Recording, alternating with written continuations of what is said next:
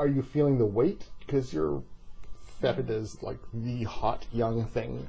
Oh God, I don't think I like that hot young thing idea. I like to think that my work is taken seriously, and I feel very, I like that. I feel very grateful for that. But I think it's less about the weight and more about just not having. I don't always have the time and space and silence that I need. And when I do have it, I think it was Don DeLillo who says that writers go out of their way to secure their solitude, and then having secured it, they go out of their way to squander it. And I think it's something I identify with. So there's the,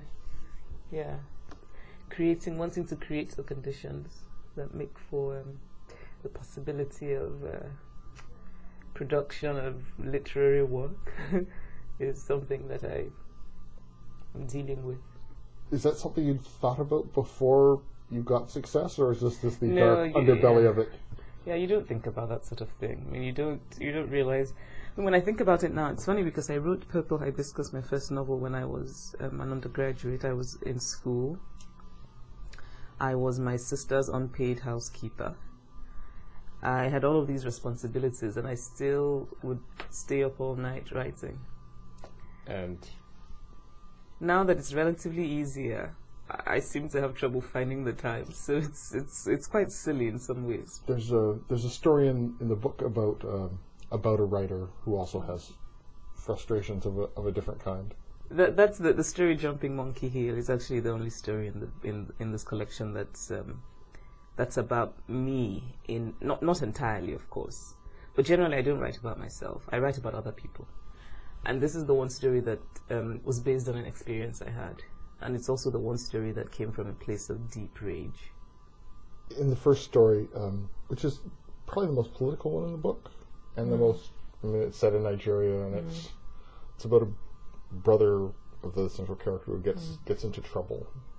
But actually, I was thinking at the same time, it's the best thing that probably ever happened to him in a horrible kind of way, because he wasn't much of a decent human being until he got kicked around. Yeah, and that he somehow finds redemption by being in this cell and meeting this old man who has so much dignity and who's being treated really badly, and this kid who is self-absorbed and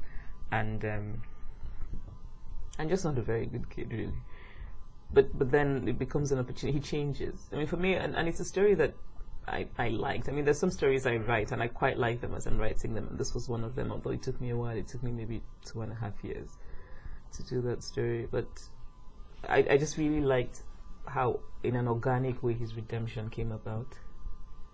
Redemption is different than having a happy ending. Absolutely, yes. I like redemption. I don't really much care for happy endings. I'm very suspicious of happy endings and of happiness in general. Because you're... Okay, why? I don't know. You're beautiful, successful, intelligent. You get to get around the world. You've got a loving family. I'm looking for the downside. Other than not getting that tranquility, that quiet place that a writer likes. No, and this is I'm not saying I am actually sort of I'm a person who's generally full of gratitude. Right? I realize how fortunate I am. I go to events and people have read my book and I think, really, why?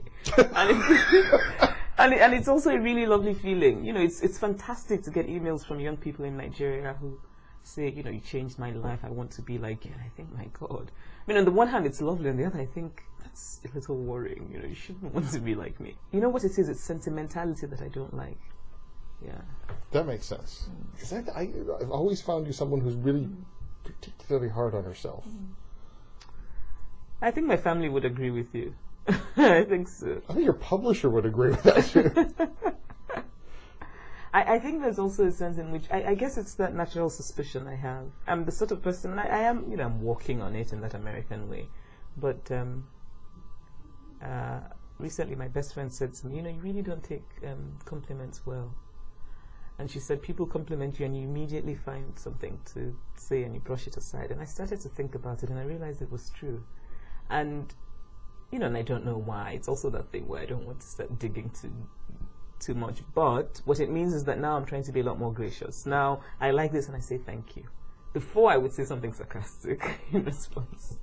And so I guess I am. But then on the other hand, in some ways it can be a good thing.